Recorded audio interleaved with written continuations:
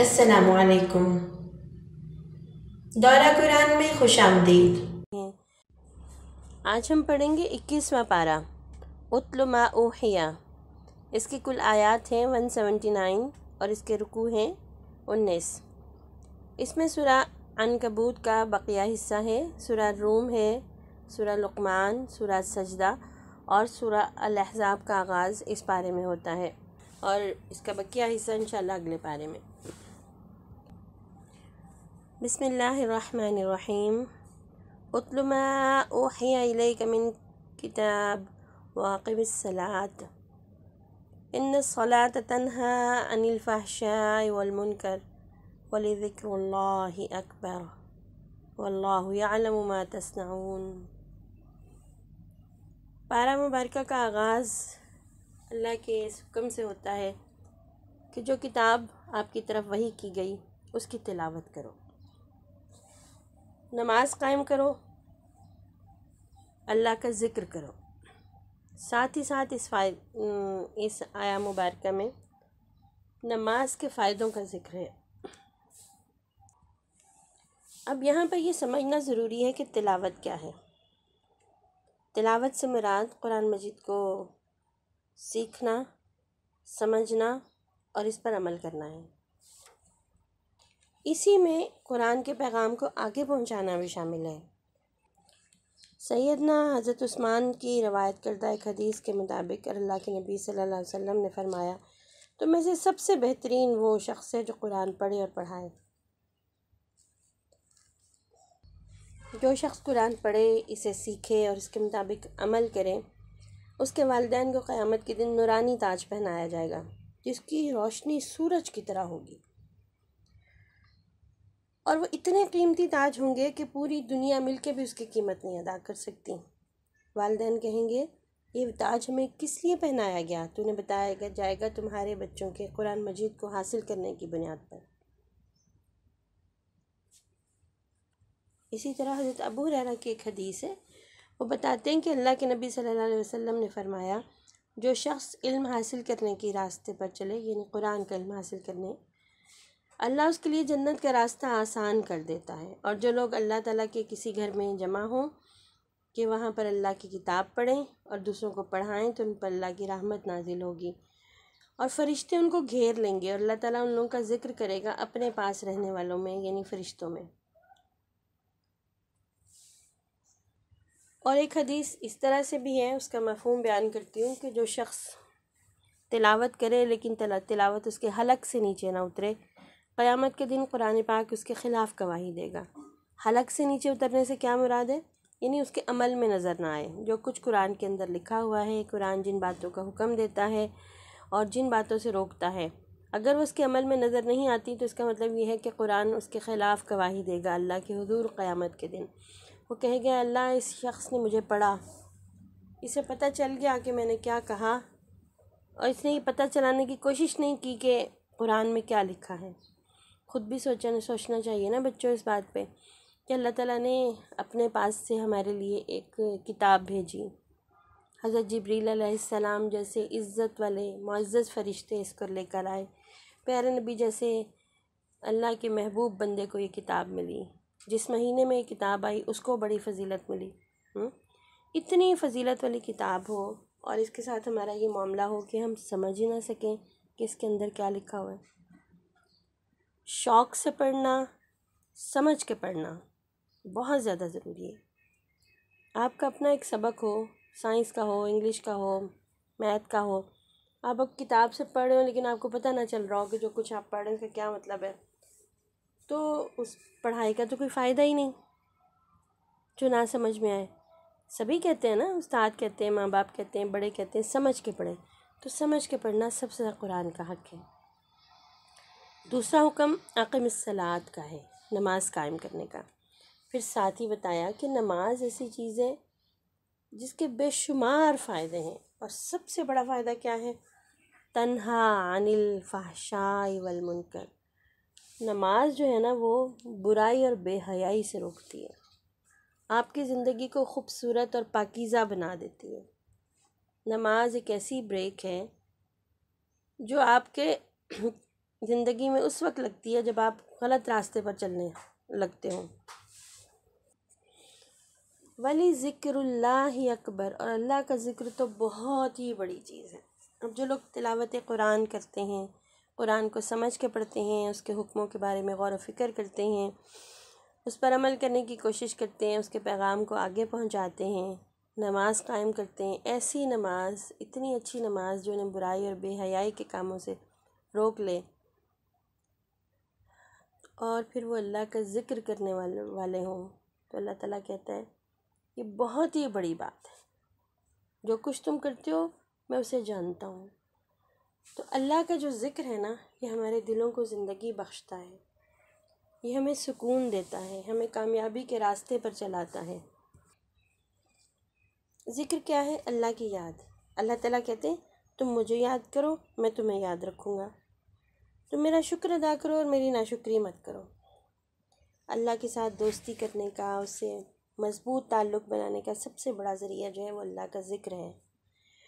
हमने जितने भी पारे अब तक पढ़े हैं, हमने देखा बार बार इस बात के बारे में हमने कुरान पाक में पढ़ा कि जो अल्लाह के फरमाबरदार लोग हैं ना, वो अल्लाह की निशानियों पर गौर करते हैं, खड़े बैठे उठते चलते फिरते अल्लाह को याद करते हैं। तो अल्लाह को याद करना और अल्लाह को याद रखना ज़िंदगी की बहुत बड़ी कामयाबियों में से एक कामयाबी है। जिसने कामयाबी से यहाँ पर अल्लाह को याद रख लिया ना, जिसकी ज़िंदगी में अल्लाह की याद शामिल हो गई, सारी ही कामयाबियाँ इस दुनिया की भी और उस दुनिया की उसके नाम लग गई। हज़रत अब्दुल्ला बिन उमर कहते हैं कि रसूलुल्लाह सल्लल्लाहु अलैहि वसल्लम फरमाते थे, हर चीज़ की सफाई है और दिलों की सफाई अल्लाह का ज़िक्र है, और कोई चीज़ अल्लाह के अज़ाब से बचाने वाली ज़िक्र इलाही से बेहतर नहीं। इसी तरह हज़रत अबू हुरैरा ने एक और हदीस बताई कि अल्लाह ताला फरमाता है कि मैं अपने बंदे के साथ हूँ जब वो मुझे याद करता है और उसके दोनों होंठ मेरे ज़िक्र में हरकत करते हैं। कितनी अच्छी बात है कि जब हम अल्लाह को याद करें तो वो हमारे साथ हो, बिल्कुल करीब, बिल्कुल पास। और ये बात अल्लाह ताला हमें समझाते हैं कि जो असल घर है ना, वो आखिरत वाला घर है। वमा हाज़िल हयातुद्दुनिया इल्ला लहवुन व लअबुन, ये दुनिया की ज़िंदगी तो सिर्फ़ एक दिल लगी और खेल तमाशा है। व इन्ना दारल आखिरती लहियल हयवान, और आखिरत का घर ही यकीनन असली ज़िंदगी वाला घर है। काश के वो जानते। हमें इस बात पर गौर करना है कि हमारा असल वाला घर वो है। यहाँ पर हम थोड़ी देर के लिए आए हैं, जैसे थोड़ी देर के लिए किसी प्लेग्राउंड में जाएं, जैसे थोड़ी देर के लिए हम किसी स्टेशन पे या किसी पार्क में जाएं, या फिर थोड़ी देर के लिए हम एग्ज़ामिनेशन हॉल में पेपर देने जाते हैं। घर नहीं बना के बैठ जाते हैं ऐसी जगहों पे, बस थोड़ी देर के लिए वो काम करते हैं, वापस आ जाते हैं। इस दुनिया में अल्लाह ने हमें इम्तिहान के लिए भेजा, और यहाँ पर जो चीज़ें हमें नज़र आती हैं ना, बड़ी चकाचौंध वाली और बड़ी खूबसूरत, और जिसमें दिल लपकता है, अल्लाह कहता है ये कुछ भी नहीं है, खेल तमाशा है बस। जो नेमतें और जो आसाइशें अल्लाह ने आखिरत के घर के लिए रखी है ना, फरमाबरदार लोगों के लिए, दुनिया की ज़िंदगी में तो उसका तसव्वुर भी मुमकिन नहीं है। तो प्यारे बच्चों, हमें कोशिश करनी है कि हम अपने असली घर के लिए नेकियां इकट्ठी करें, हम अपने असली घर की फ़िक्र करें कि वहाँ के घर में हमने जाना है ना, तो वो घर हमारा अच्छा हो। ऐसा ना हो कि हमसे कोई ऐसी गलती कोताही हो जाए कि अल्लाह हमसे नाराज़ हो जाए। अल्लाह से जब भी कोई गलती हो तो फ़ौरन अल्लाह से माफ़ी मांगनी चाहिए। फिर अल्लाह ताला हमें हौसला देते हैं कि जो कोई हमारे रास्ते में कोशिश करता है ना, वल्लज़ीना जाहदू फ़ीना लनहदियन्नहुम सुबुलना, हम उसके लिए रास्ता आसान कर देते हैं, अपना रास्ता। तो हम कोशिश करेंगे, अल्लाह ताला उस कोशिश में बरकत डालेंगे। हम एक कदम चलेंगे, वो दो चल के आएंगे। हम थोड़ी सी कोशिश करेंगे, अल्लाह ताला ज़्यादा कोशिश करेंगे हमारे लिए इस रास्ते को आसान करने की। अब हम आगाज़ करते हैं सूरह रूम का। मक्की सूरत है, 60 आयात हैं इसकी और 6 रुकू। अल्लाह ताला यहाँ पर अपनी कुछ निशानियों का ज़िक्र करते हैं, ये बताते हुए कि उसने इंसान को मिट्टी से पैदा किया, फिर उसे कुछ प्यार भरे रिश्ते ऐसे दिए जिससे उसकी ज़िंदगी में मोहब्बत और सुकून और इत्मीनान और ख़ुशी जिससे उसे मिलती है। इसके अलावा अल्लाह ताला बहुत सारी निशानियों का और भी ज़िक्र करते हैं, जिनमें ज़मीन व आसमान की पैदाइश है, और इंसानों के अंदर ज़ुबान और रंग के फ़र्क से मुख्तलिफ़ कौमों का होना, यानी आप देखें ना, इंसानों में से कोई गोरा है, कोई काला है, कोई किसी का रंग गंदमी है। अल्लाह ताला कहते हैं इसमें भी तुम्हारे लिए निशानियां हैं। और हर इंसान एक जैसी ज़ुबान, तमाम दुनिया के लोग एक ज़ुबान नहीं बोलते, उनके दरमियान में ज़ुबानों का भी फ़र्क है, और इसको भी अल्लाह ने अपनी निशानी बताया। इंसान अपने रंग से भी पहचाना जाता है और अपनी ज़ुबान से भी। ये फ़लाँ इलाके की ज़ुबान है, फ़लाँ इलाके में रहने वालों का रंग ऐसा होता है, फ़लाँ इलाके के लोग ये वाली ज़ुबान बोलते हैं। ये अल्लाह की निशानियों में से एक निशानी है। हर ज़ुबान इंसान को अल्लाह ने सिखाई। लहजों का इख्तलाफ, यानी जो लहजे एक दूसरे से फ़र्क हो जाते हैं ना, वो भी अल्लाह ने सिखाया है। ये अल्लाह ही की कुदरत है, उसी की निशानियाँ हैं। फिर अल्लाह ताला कहते हैं कि रात और दिन में भी तुम्हारे लिए निशानी है। रात को अंधेरा होता है और अल्लाह ने तुम्हारे आराम के लिए बनाई, और दिन जो रोशन होता है उसमें रोज़ी रोटी, रिज़्क और काम काज के लिए अल्लाह ने इसे बनाया। जो लोग इस पे गौर करेंगे ना, अल्लाह ताला के, वो अल्लाह को पहचान देंगे कि अल्लाह है कौन। फिर इसी तरह बादलों में और उनके साथ बरसने वाले पानी में, बादलों के साथ चमकने वाली बिजली में भी अल्लाह ताला कहते हैं कि निशानी है। निशानी क्या चीज़ है? वो चीज़ जिससे अल्लाह का निशान मिले, अल्लाह की पहचान मिले, हमें पता चले कि ये वो काम है जो अल्लाह के सिवा कोई और नहीं कर सकता। फिर अल्लाह वो है जो मुर्दा ज़मीन को ज़िंदा करता है, यानी उसमें से सब्ज़ा उगाता है, फल, खेत, अनाज, ये सब चीज़ें। आसमान और ज़मीन भी उसके हुक्म से कायम है, ये भी उसकी एक निशानी है। और फिर जब सब इंसानों को मौत के बाद ज़िंदगी दी जाएगी, तो अल्लाह ताला कहते हैं ये भी उसकी निशानियों में से एक निशानी है। ज़मीन और आसमान में जितनी चीज़ें हैं, कुल्लु लहू क़ानितून, वो सब इसकी फरमाबरदार है, सब की सब। अल्लाह कहते हैं मुझे पहचानो, मैं हूँ कौन। कौन है अल्लाह? अल्लाहुल्लज़ी ख़लक़कुम सुम्मा रज़क़कुम सुम्मा युमीतुकुम सुम्मा युहयीकुम। अल्लाह वो है जिसने तुम्हें पैदा किया, जो तुम्हें रिज़्क देता है, जो तुम्हें मारेगा और फिर तुम्हें दोबारा ज़िंदा करेगा। उसके साथ कोई शरीक नहीं है, वो हर शिर्क से पाक है, कोई उसकी बराबरी कर ही नहीं सकता। इसी सूरह मुबारक में अल्लाह ताला इस बात का ज़िक्र करते हैं कि इंसानों ने खुश्की में भी, पानी में भी, बर और बहर दोनों जगह पे फ़साद बर्पा किया हुआ है। हर जगह पे जो पॉल्यूशन हमें नज़र आती है ना, लैंड पॉल्यूशन है, वाटर पॉल्यूशन है, ज़हरल फ़साद फ़िल बर्रि वल बहर, ये खुश्की में भी और पानी में भी जो पॉल्यूशन इंसान ने, और जो फ़साद और जो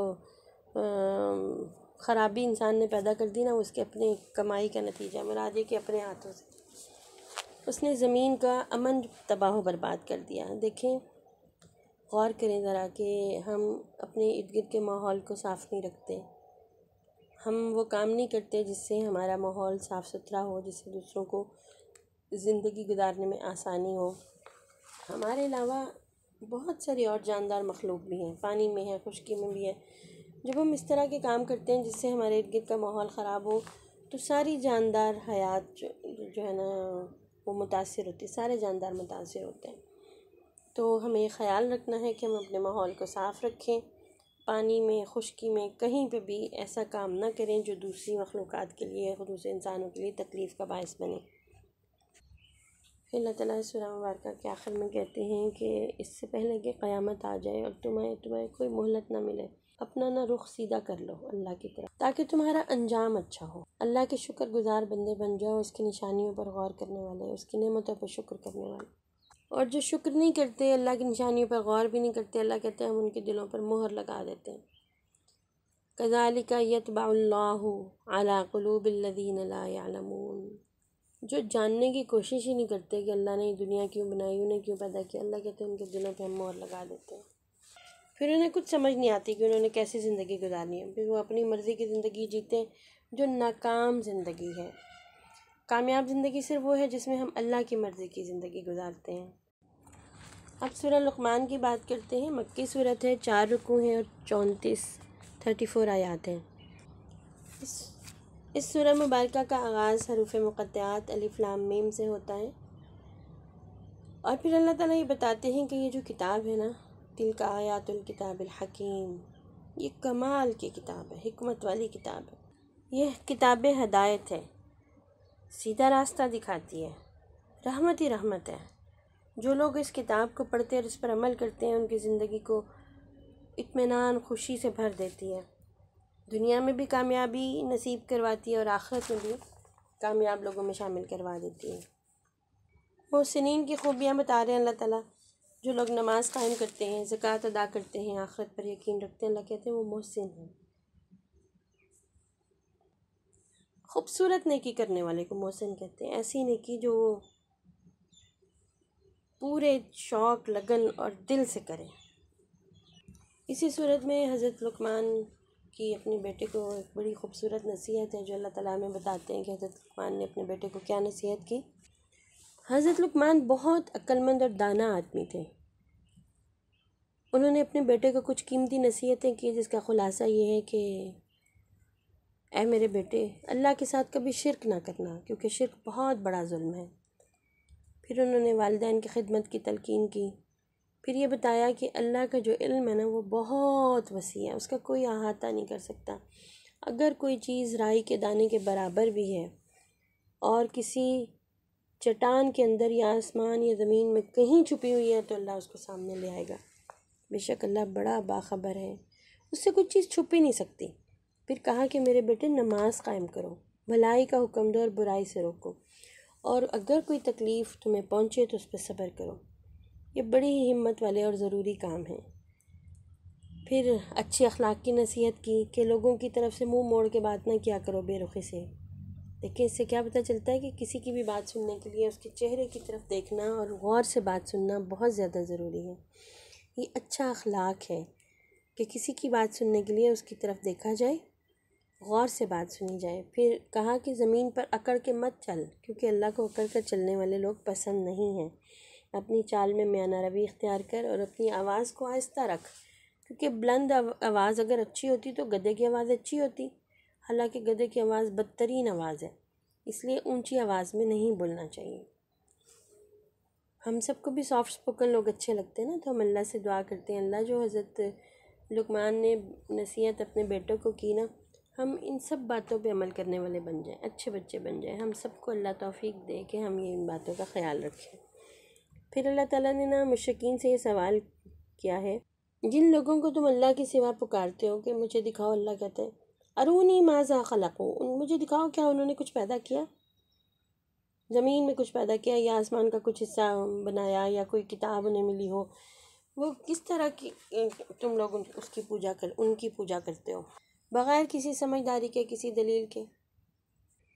ज़मीन व आसमान का खालिक तो वो अल्लाह है कि अगर तमाम दरख्तों के कलम बना लिए जाए और सातों समंदर जो हैं वो इंक बन जाए, रोशनाई बन जाए, तब भी, और अल्लाह की हमद लिखनी शुरू की जाए, उसकी तारीफ़ लिखनी शुरू की जाए, तब भी अल्लाह की जो खालिक के कायनात है तारीफ़ और उसकी सिफ़ात मुकम्मल नहीं हो सकती।